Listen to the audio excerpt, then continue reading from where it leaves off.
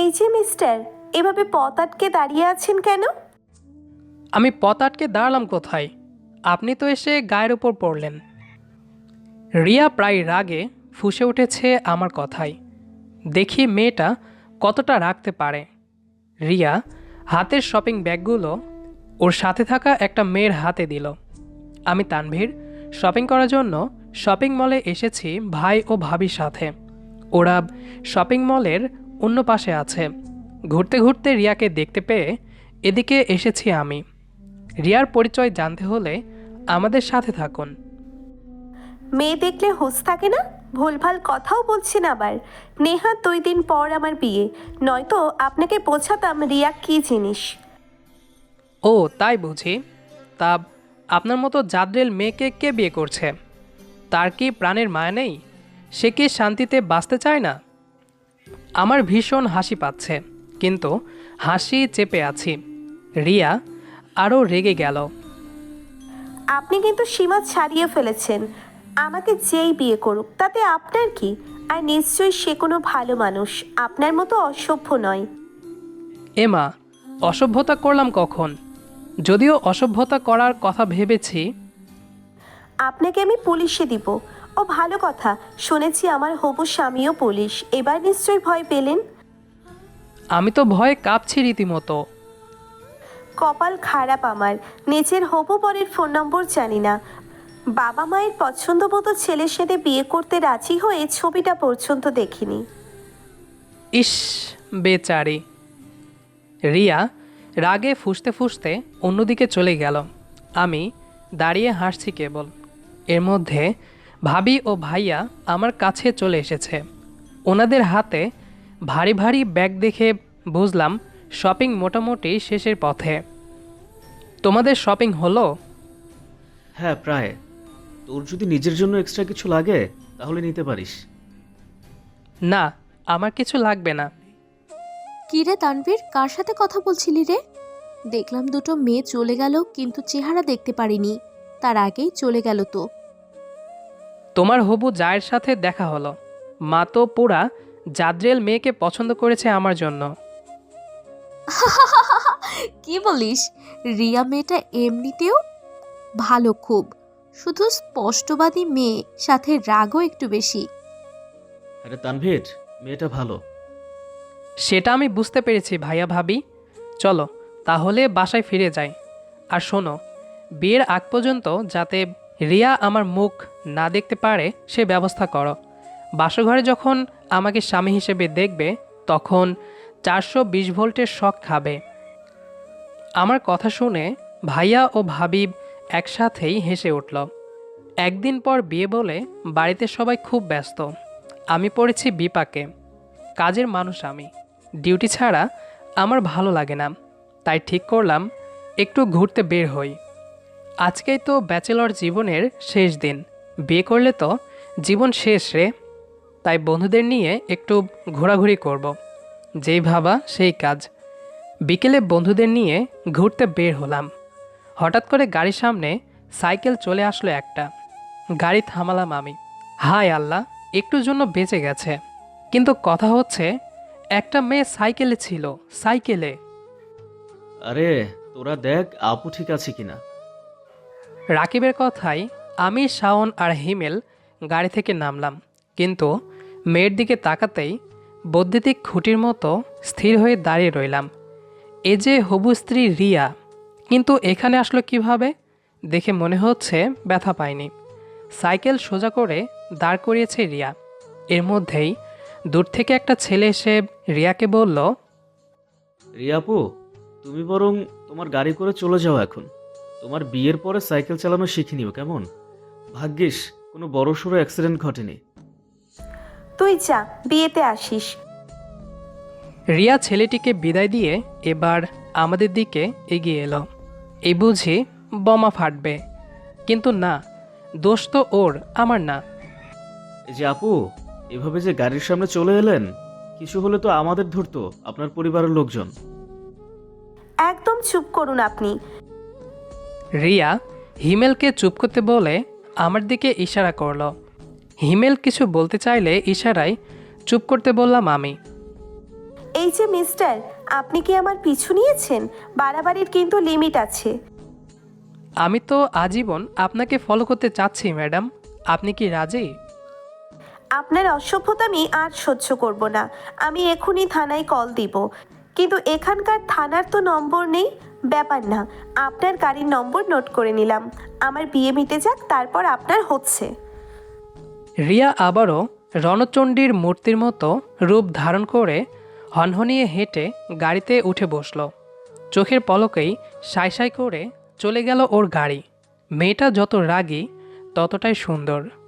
সুন্দরী মেয়েদের কি রাগ বেশি থাকে? কি রে তানভীর, তোর ফ্ল্যাট করার স্বভাব আবার কবে থেকে হলো রে? কাল তোর বিয়ে, আর আজ তুই অন্য মেয়েদের সাথে ফাইজলামি করতেছিস। শাওনের কথাই হাসলাম আমি। কোনো কথা না বলে পকেট থেকে ফোন বের করে গ্যালারিতে ঢুকে রিয়ার একটা ছবি দেখিয়ে বললাম, এটাই তোদের হবু ভাবি। মেয়েটা এতটা বিশ্বাস করে বাবা মাকে যে যার সাথে বিয়ে হবে তার ছবিও দেখেনি। এবার বুঝলাম ভাই। আচ্ছা, চল চল, আমরা তাহলে এখন এগোই। সারা সন্ধ্যা ঘোরাঘুরি করে রাতে ফিরলাম বাসায়। ইচ্ছে করছে একবার রিয়ার সাথে কলে কথা বলি। ওর নাম্বার আছে আমার কাছে, কিন্তু কথা বললে যদি কণ্ঠস্বর চিনে ফেলে। আইডিয়া, আমি অচেনা লোক হিসেবেই কথা বলবো। খাওয়া দাওয়া শেষে বিছানায় শুয়ে কল দিলাম রিয়াকে। হ্যালো, কে বলছেন? এই যে মিস, রাগ কি কমেছে? আপনি আগে নিজের পরিচয় দিন, নয়তো কথা বলবো না। প্লিজ কথা বলুন। আপনি কথা না বললে তো আমি মরেই যাব। পাগল ছাগল আসে কোথা থেকে, চত্ব সব।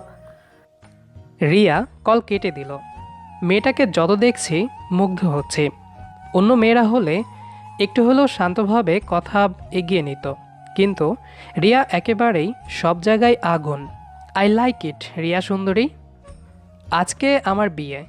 গায়ে হলুদ শেষ হলো দুপুরে। বিকেলে আসরের নামাজের পরে গিয়ে পৌঁছালাম রিয়াদের বাড়ি। মজার কথা হচ্ছে, আমি একটা বড়সড় রুমাল দিয়ে মুখ ঢেকে রেখেছি। কিছুতেই বাসরাতের আগে মুখ দেখাদেখি হলে চলবে না। তাছাড়া বিয়ের আগে আমাকে রিয়া দেখলে যদি ভুল ভাবে, হয়তো মনে করলো আমি চরিত্রহীন। সব মেয়েদের সাথেই ওরকম ফাজলামি করি। না, ঝামেলা চাচ্ছি না কোনো, এই মেয়েকেই চাই আমার। বিয়েবাড়ি ঢুকেই দেখা হলো সেই মেয়েটির সাথে, যে শপিং মলে রিয়ার সাথে ছিল। আমাকে দেখেই বলল, আরে আপনি তাহলে আমাদের দুলাভাই? এজন্যই সেদিন রিয়ার সাথে ওরকম মজা করেছেন? আমি বললাম, হ্যাঁ শালিকা, কিন্তু তোমাকে আমায় সাহায্য করতে হবে। তোমার বান্ধবী যেন কিছুতেই বিয়ের আগ পর্যন্ত আমাকে দেখতে না পারে। ঠিক আছে, কিন্তু ঘুষ চাই দুলাভাই। নগদ 1000 টাকা দিন, তারপর নিশ্চিন্তে বিয়ে করেন। অগত্যাব রিয়ার বান্ধবী টিনাকে 1000 টাকা দিয়ে বশ করলাম। একেবারে বিনা ঝামেলায় বিয়েটা হয়ে গেল আমাদের। টিনা বুদ্ধি করে হিন্দি সিরিয়ালের নায়কদের মতো আমার মুখ ঢেকে দিয়েছে। সবাইকে কি বলে ম্যানেজ করেছে সেটা অবশ্য টিনা ভালো জানে। সারা রাস্তা দুজন চুপচাপ গাড়িতে বসেছিলাম। রিয়া কাঁদতে কাঁদতে আমার দিকে বিশেষ খেয়াল করেনি। হৃদয়ের মা বউ এসে গেছে তো, চলো চলো। কাকির ডাকে মা ছুটে এলো, আমাদেরকে ঘরে প্রবেশ করালো। মনে মনে ভয় হচ্ছে, এই বুঝি মা জিজ্ঞেস করবে, তোর মুখে এরকম ফুলটুল কেন? কিন্তু না, নতুন বউকে পেয়ে মা আমার দিকে তেমন খেয়াল করেনি। রিয়াকে ঘরে বসিয়ে মা চলে গেল। রাত 10টায় আমরা সবাই খাওয়া দাওয়া করে নিলাম। ভাবি রিয়ার সাথে ছিল আশা থেকেই। ভাবিকে যেহেতু আগে থেকেই সব কিছু বলা আছে, তাই নতুন করে কিছু আর বলা লাগলো না। খাওয়া দাওয়া শেষে রুমের সামনে গিয়ে দাঁড়ালাম আমি। ঘরের মধ্যে ভাবি আর কয়েকজন কাজিন সিস্টার আমার। জানি এদেরকে টাকা না দিলে আজ রাতে বউকে ছাড়বে না, তাই দরজায় দাঁড়িয়ে ভাবিকে কল দিলাম। ভাবি রুমের বাইরে এসে দাঁড়ালো। ফোনে কি টাকা বেশি হয়েছে দেবর সাহেব? এখান থেকে ওখানে কল দেওয়া লাগে। আমি ডাক দিলি তো গলা শুনে রিয়া বুঝে ফেলবে। তুমি শোনো, বিচ্ছু বাহিনীকে গিয়ে এই 5,000 টাকা দিয়ে রুম থেকে বিদায় হও। তোমার বুঝি আর তর্স হয়েছে না? তবে হ্যাঁ, তোমার বউ কিন্তু বেড়াল না, বাঘিনী, সাবধানে মেরো। আসলেই তর সইছে না গো ভাবি। আমাকে দেখে তার রিয়াকশন কেমন হবে সেটাই ভাবছি। আর মারবো কেন, আদর করব। বিড়াল মারা পুরনো স্টাইল, আমি বরং বাঘিনী খাঁচায় বন্দি করলাম। আমার কথাই ভাবিও হাসলো। রুমে ঢুকে ওদেরকে নিয়ে বের হয়ে যেতেই আমি ঢুকলাম রুমে। দরজা আটকে বাতি নিভিয়ে ড্রিম লাইট জ্বালিয়ে দিলাম। এখন ঘরটা বেশ সুন্দর, মোহনীয় লাগছে। চারদিকে গোলাপ আর রজনীগন্ধা ফুলের সুবাস, সাথে আবঝা আলো। রিয়া বিছানার মাঝখানে বসে আছে, তবে মাথা উঁচু করে। নতুন বউ বলতে যে মাথা নিচু করে ঘোমটা দিয়ে রাখবে তেমনটা সে করেনি। আমি এবার আস্তে আস্তে গিয়ে ওর পাশে বসলাম। আমাকে দেখে যেন ভূত দেখার মতো চমকে উঠল রিয়া। আপনি আপনি এখানে কি করছেন? অসভ্য লোক, শেষ পর্যন্ত আমার বাসর ঘরে পর্যন্ত ফলো করতে করতে চলে এসেছেন। হ্যাঁ সুন্দরী, এখন এ বুকে আসো জলদি। রিয়া বিছানা থেকে লাফ দিয়ে উঠে ড্রেসিং টেবিলের ওপর থেকে চিরুনি নিয়ে এসে আমাকে মারতে শুরু করলো। সাথে চিৎকার তো আছেই। কে কোথায় আছেন? রুমে কে জানি ঢুকে পড়েছে। তানভীর, তানভীর আপনি কোথায়? রিয়ার চিৎকারে ঘরের সব লোকজন যদি চলে আসে তখন কি হবে? বাসরাতে বউ এভাবে চিৎকার করছে, বিষয়টা ভীষণ লজ্জাজনক। তাই আমি আর রিয়াকে কথা বলার সুযোগ না দিয়ে হাত দিয়ে মুখ চেপে ধরে বসলাম ওর পাশে। মেয়েটার চোখ বড় বড় হয়ে গেছে, নিঃশ্বাস ফেলছে দ্রুত। আমি এবার বলতে শুরু করলাম, রিয়া শোনো, আমি তোমার স্বামী তানভীর। এতদিন আমি তোমার সাথে মজা করেছি। তোমার দুষ্টু মিষ্টি রাগী চেহারাটা ভীষণ ভালো লেগেছিল, তাই ইচ্ছে করে বারবার খ্যাপানোর চেষ্টা করছি। লক্ষ্মী বউ আমার, চিৎকার করো না আর। বাসার সবাই চলে আসলে বিশ্রী ব্যাপার হবে। রিয়ার চোখ মুখ শান্ত হতে দেখে আমি ওর মুখ থেকে হাত সরিয়ে দিলাম। এবার লম্বা শ্বাস নিয়ে রিয়া আমার কোলে উঠে বসলো। আমি তো অবাক, মানলাম মেয়েটা রাগী, কিন্তু লজ্জাও কম। আমার সাথে ফাজলামি তোমার হচ্ছে তানভীর সাহেব? মনে হচ্ছে আমাকে কিছু করতে হবে না, লেডিস ফার্স্ট। আজকাল ছেলে মেয়ের সমান অধিকার, জানো না? জানলাম মাত্র। আমার বউ জাদ্রেল না, সাথে ভীষণ নটি। এখন অন্যায়ের শাস্তি পাবে। আমাকে কোলে নিয়ে বাগানে ঘুরতে বের হবে কাল। ওকে বউ, তোমাকে কোলে তোলা আমার জন্য এক আঙ্গুলের ব্যাপার। চিকনি চামেলি বউ আমার। মোটা হলে তোমারই কোলে তুলতে কষ্ট হতো। তা অবশ্য ঠিক। আমি রিয়াকে জড়িয়ে ধরে কপালে চুমু খেলাম। এই প্রথম মনে হলো জাদ্রেল মেয়েটা কেমন লজ্জায় নুয়ে গেল। ভীষণ মজা লাগলো আমার, তাই চুমুর মাত্রা বাড়িয়ে দিলাম। তুমি শুধু ফাজিল না, আকামের ঠেকিও বটে। এই রোমান্টিক সময়ে কেউ এসব বলে বউ? কোথায় চোখ বন্ধ করে আদর খাবে, তা না করে আমাকে বকা দিচ্ছ? রিয়া আমাকে ছাড়িয়ে বালিশে শুয়ে বলল, এই শীতে কার ভালো লাগে কম্বলের বাইরে বেরিয়ে এসব করতে? তুমি তো ভীষণ আনরোম্যান্টিক। আস্ত একটা জামাই তোমার পাশে শুয়ে আছে, আর তুমি আছো তোমার শীত নিয়ে। সময় হোক তখন জামাই নিয়ে ব্যস্ত হব। আপাতত চুপচাপ ঘুমাও, কোনো দুষ্টুমি হবে না। আগে দুজন দুজনকে বুঝবো, তারপর এসব। রিয়ার কথায় আকাশ ভেঙে পড়ল আমার মাথার ওপর।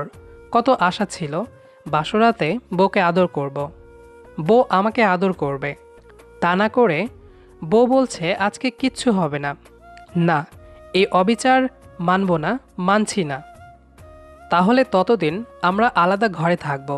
তুমি এখানেই ঘুমাও, আমি গেস্ট রুমে গেলাম। রিয়াকে টাইট দিতে বললাম কথাগুলো। আমি জানি ও যা জাদ্রেল, আমাকে টাইট দেওয়ার জন্যই আদর করতে না দেওয়ার ফোন দিয়ে এঁটেছে। এসব কি বলো? আমরা আলাদা ঘরে থাকবো কেন? আমি বলছি তাই, থাকো। যেও না, আমি মজা করেছি। তুমি ফাজলামি করছিলে না, এজন্য। কাছে এসো, বাধা দিচ্ছি না আর। এই তো ওষুধ কাজে দিয়েছে। বউ জাদরেল হলে কি হবে, আমিও তো কম যাই না। কোন রোগের কোন ওষুধ সেটা ভালো করে জানে তানভীর। তাই আর কথা না বলে সময় নষ্ট না করে বাসরাতে বাঘিনী খাঁচায় বন্দি করে ফেললাম। পরের দিন সকালে আমরা সবাই নাস্তা করছি ডাইনিং টেবিলে বসে। ভাবি ইশারায় রিয়াকে বলল, কেমন কাটলো বাসর রাত? রিয়া একটু লজ্জা পেল। ভালো। ভাবি অনেক কষ্টে বাঘিনীকে বশ করলাম। ভাইয়া খেতে খেতে আমাদের কথা শুনছে, কিন্তু কিছু বলতে পারছে না। মা তো আগেই নাস্তা সেরে ঘরে গেছেন। যাক ভালো, তোমাদের সুখ দেখলেও আমাদের ভালো লাগে। তুমি একটু ঘরে এসো তো, আমার ওয়ালেটটা খুঁজে পাচ্ছি না। ভাইয়া ঘরে গেল আর ভাবিও গেল তার পেছনে পেছনে। রিয়া হাসছে ঠোঁট টিপে টিপে। হাসছো কেন, কাহিনী কি? ভাইয়ার মুড হয়েছে এখন, বুঝলে? তুমি তো বড্ড শেয়ানা। অবশ্য ভালোবাসার কোনো সময় হয় না, যে কোনো সময় ভালোবাসা যায়। তাহলে চলো আমরাও ভালোবাসাবাসি করি। আমি নাকি আনরোম্যান্টিক? চলো দেখাচ্ছি তোমাকে কতটা রোম্যান্টিক। ওরে আমার রোমান্টিক বউ, চলো ভালোবাসাময় হয়ে যাক আমাদের পৃথিবী। বউ যেমন জাদরেল তেমনই রোমান্টিক। এরকম একটা বউ না পেলে জীবন বৃথা। এভাবেই ভালোবেসে সারা জীবন কাটিয়ে দিতে চাই রিয়ার সাথে। আপনারা কিন্তু আমাদের জন্য দোয়া করবেন। আজকে আসি, দেখা হবে নতুন গল্প নিয়ে পরের পর্বে। ততক্ষণ নিজে ভালো থাকুন এবং অন্যদের ভালো রাখার চেষ্টা করবেন। ধন্যবাদ সবাইকে।